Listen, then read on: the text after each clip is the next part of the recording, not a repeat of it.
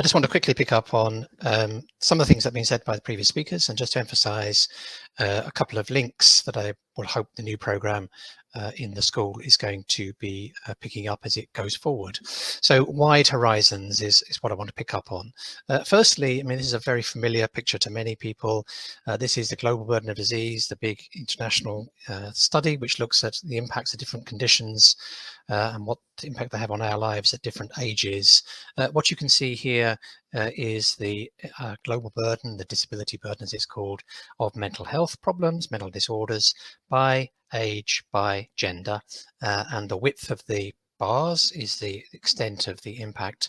And what we can see in these early years from early teenage through into early adulthood, this very rapid growth in mental health problems. This is where many mental health problems start, and their consequences are likely to be seen, we know will be seen, if not properly addressed, throughout the life course. So that is why, one of the reasons why we really do need, and I'm delighted to see that the new school has this big program in the mental health area, reminding us this is the Faculty of Public Health definition of public mental health, which is breadth and depth of action. So it's thinking about what needs to be done across different parts of society, public and private, within communities, by individuals, and so on.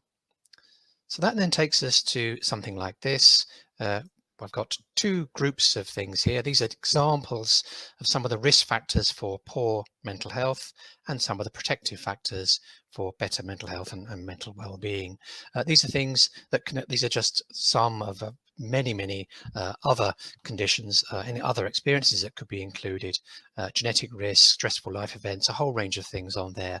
And what we need to understand is how those actions earlier in life or at one point in life can head off some of the problems, some of the difficulties that people will have later on. So I hope that the program will be able to address, I'm sure the program is going to be able to address a number of those areas.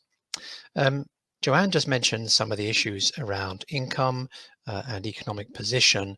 And if you haven't come across it, I would just recommend this very excellent paper in Science from a couple of years ago, which is a wonderful review of the links between poverty, particularly depression and anxiety, but some hints about other mental health problems, and trying to unpick some of the causal mechanisms. It really is a very excellent review and lots of useful references. So I just want to put that in just to emphasize the importance of that dimension.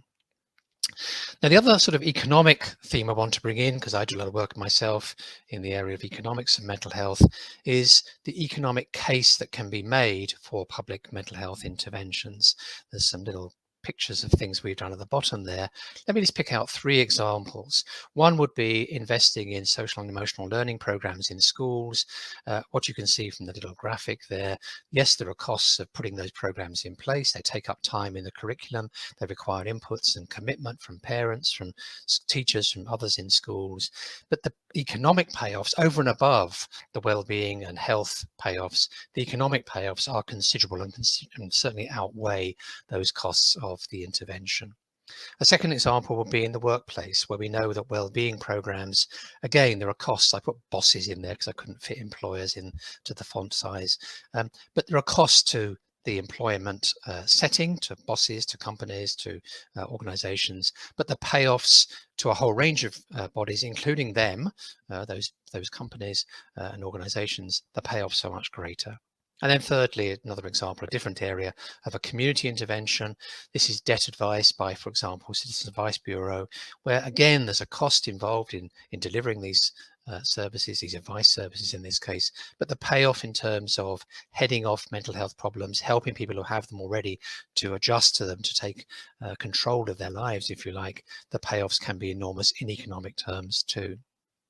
So the other thing I just wanted to put into this very short presentation is something about the other areas of the NIHR, in particular the social care area, which I head in the School for Social Care Research, we now have across the three NIHR schools, public health, social care and primary care, some very exciting programs. We have two additionally funded programs. One is in mental health, which is led from the primary care school, and one is in dementia, which is led from the social care school.